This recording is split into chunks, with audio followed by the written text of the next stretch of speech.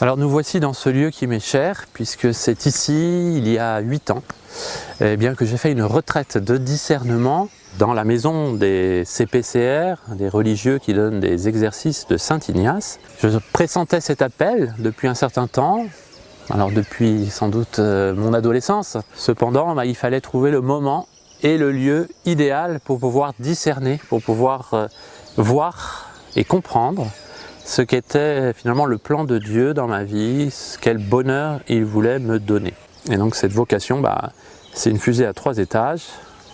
Il y a beaucoup d'amour, la confiance et l'abandon. Comme la Vierge Marie nous l'a appris, c'est cette confiance, ce fiat qu'elle a donné pour accueillir celui qui est le sauveur du monde. Et donc nous aussi dans nos vies de chrétiens, mais évidemment encore plus de prêtres, nous devons accueillir ce Christ pour pouvoir ensuite le transmettre cette vie de Dieu à nos frères et à nos sœurs. Suite à cette année à Locminé, donc nous avons vécu une très belle année pastorale. Les liens avec les paroissiens évidemment se sont densifiés.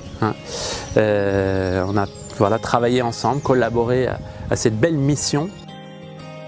Alors, on a essayé d'avoir une église qui rayonne, qui soit vraiment accueillante à Locminé. Et puis toute cette pastorale avec les jeunes aussi qui nous a permis de partager des bons moments dans l'amitié et surtout l'amitié avec le Christ. Cette grâce du diaconat m'a permis de baptiser, faire naître à la vie divine et puis également préparer des enfants à la première communion. Donc ça, j'aurai cette chance-là, le dimanche qui suit mon ordination, de célébrer ma première Eucharistie en présence de ces enfants que j'ai côtoyés pendant 1 an, voire 2 ans, pour les préparer à recevoir le corps du Seigneur. Il y a aussi tous ces mariages que j'ai pu célébrer, que Dieu les accompagne surtout pour rester fidèles et renforcer, consolider ces familles qui se forment et qui veulent vivre justement de l'amour du Christ au sein de leur propre famille.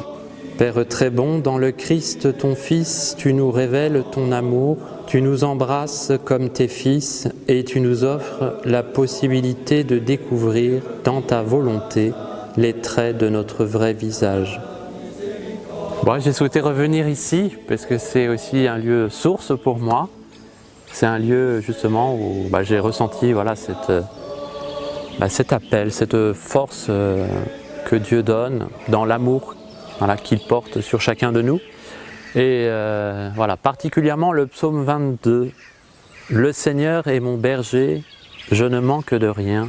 Sur des prés d'herbes fraîches, il me fait reposer. Il me mène vers les eaux tranquilles et il me fait revivre.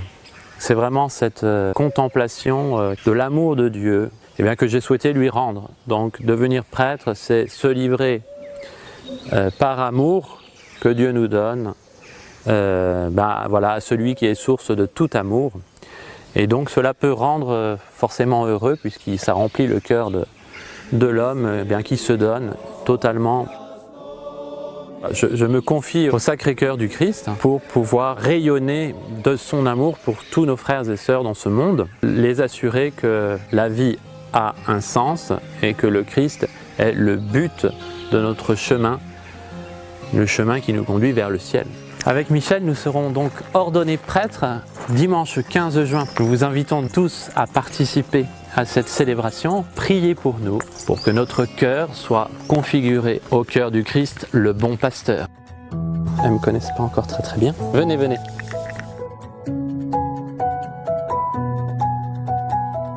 Alors, il faut sentir l'odeur des brebis, a dit le pape François, et répandre la bonne odeur de l'évangile du Christ. Voilà, c'est important.